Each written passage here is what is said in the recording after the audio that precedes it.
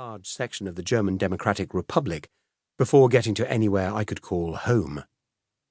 Perhaps the people in London didn't appreciate that.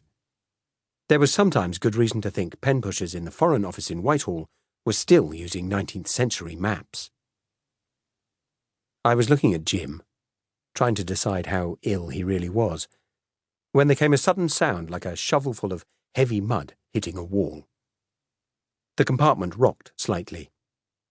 With no lessening of speed, the express thudded the air and sped between some empty loading platforms, leaving behind no more than an echoed gasp and a whiff of burned diesel. The train was packed.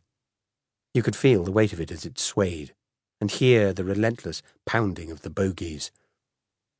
The compartments of the wagonlit had been booked for weeks. The cheaper coach seats were all filled, and there were people sleeping amid the litter on the floor and propped between baggage in the corridors. 5 rail cars were reserved for the army. Hardy teenagers with cropped heads and pimples. Their kit bags and rifles were under guard in the freight car. Returning to training camps after playing the sort of war games that didn't include time for sleep. Exhausted draftees. The fighting battalions had forsaken rifles long ago. Rifles were only for clumsy youngsters learning to drill.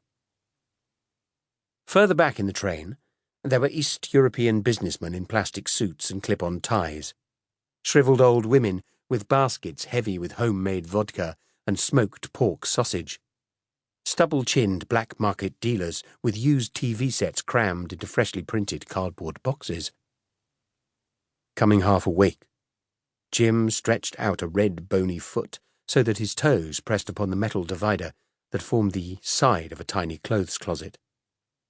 Then he grabbed the edge of the blanket, turned away, and curled up small. "Don't you ever sleep?" he growled drowsily. So he wasn't asleep and dreaming. He simply had his eyes closed. Perhaps that was the way Jim Prettyman had always fooled me. Long ago, we'd been very close friends. One of a foursome, made up with his petulant first wife, Lucinda, and my wife, Fiona. We'd all worked for the department in those days.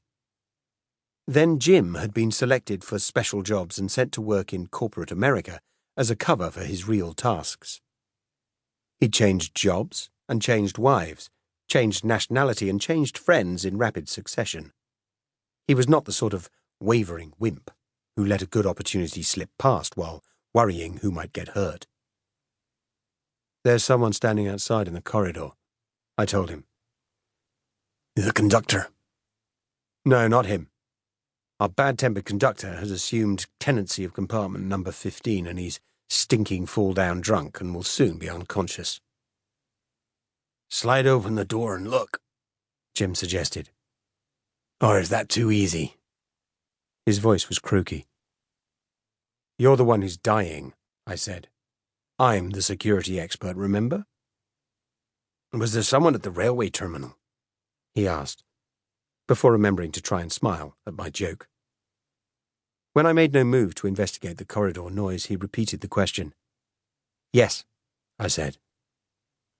"Someone you recognized?" "I'm not sure. It could be the same goon I had sitting in the lobby of my hotel." "Go, man," said Jim wearily. He closed his eyes tight and with a practiced gesture bound his rosary round his wrist in some signal of benediction. I went to the door, undid the catch and slid it open, unprepared for the bright, moonlit countryside that was painted like a mural along the uncurtained windows of the corridor.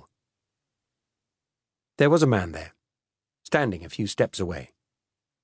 He was about 5'6" tall, with trimmed beard and neat moustache. His woolen Burberry scarf struck a note of affluence that jarred with the rest of his attire. The trenchcoat old and stained, and a black military-style beret that in Poland had become the badge of the elderly veteran of long-ago wars. We looked at each other. The man gave no sign of friendliness nor recognition. "How far to the frontier?" I asked him, in my halting Polish. "Half an hour, perhaps less. It's